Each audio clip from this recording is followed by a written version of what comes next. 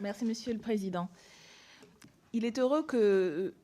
au bout de 2 ans, nous puissions avancer, enfin, en termes législatifs sur ce sujet et qu'il y ait aujourd'hui une majorité qui se dégage au sein de l'Assemblée nationale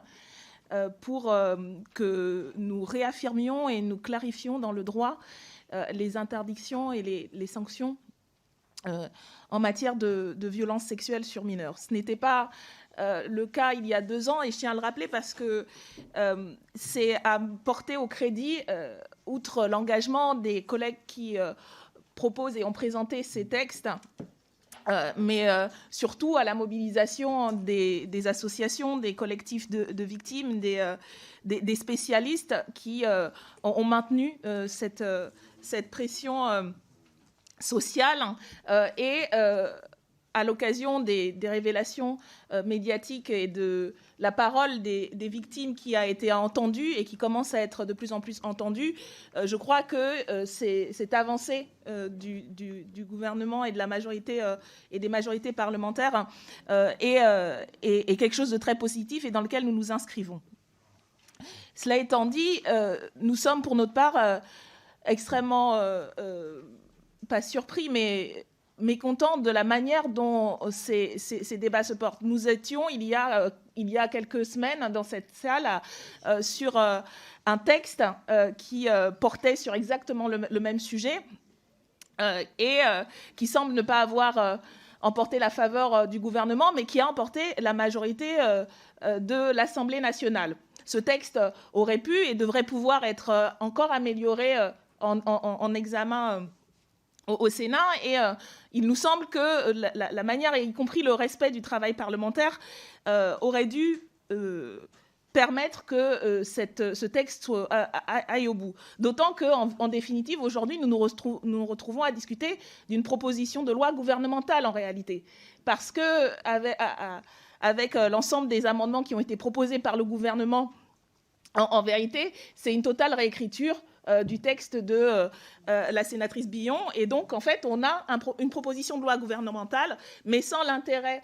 des textes gouvernementaux, c'est-à-dire notamment des études d'impact, et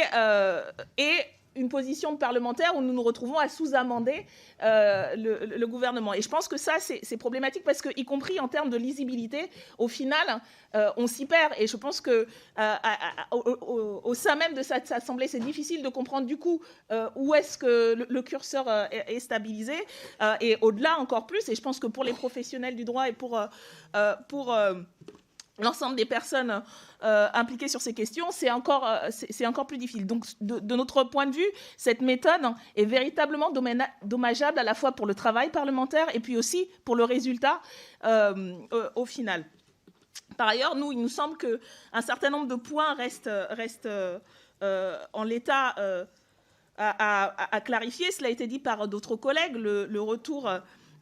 au seuil de 13 ans, alors qu'il nous semblait que nous avions évolué sur ce sujet-là. De notre point de vue, le problème de l'intentionnalité qui reste à prouver par la victime, à savoir le fait de ne pas être en capacité d'ignorer l'âge du ou de la mineure, qui nous semble être en fait assez fragile. Et de notre point de vue, il faudrait renverser en vérité la charge de la preuve pour démontrer que l'auteur a mis tous les moyens pour connaître l'âge de la mineure. Autre point qui nous semble à clarifier sur le durcissement pénal qui est proposé, il nous semble qu'il y a au final un effacement des caractères spécifiques avec des peines qui vont être durcies, comme le fait que le viol sur mineur et le viol incestueux sur mineur sont toutes deux sanctionnés de 20 ans de réclusion, et donc du coup on n'a plus aucune distinction à travers la peine entre ces différentes infractions. Et je voudrais également pointer un aspect